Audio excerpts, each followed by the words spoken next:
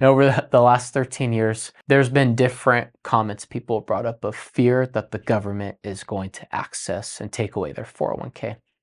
So I want to address that concern. So the question is, can the government access your 401k and take money from it?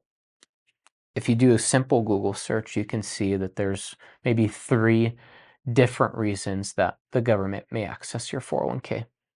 To satisfy unpaid tax debt that you have, to fulfill court orders for alimony or child support that you haven't paid, and then any federal fines that you haven't paid.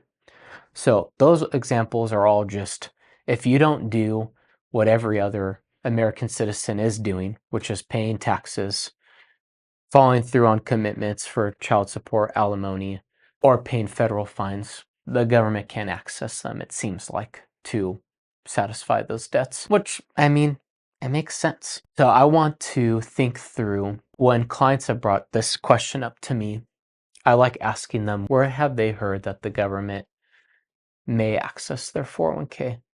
So I think it's always interesting to assess if you're hearing a message, especially if it's communicating fear, it's important to ask, what might be the motive of the person communicating this message?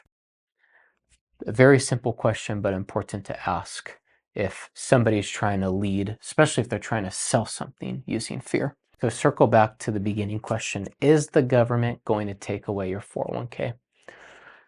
I can't promise you that. I think it's unlikely, but I can't promise you that. What I do know is Jesus gave us instruction to store up treasures in heaven where moth and rust do not destroy.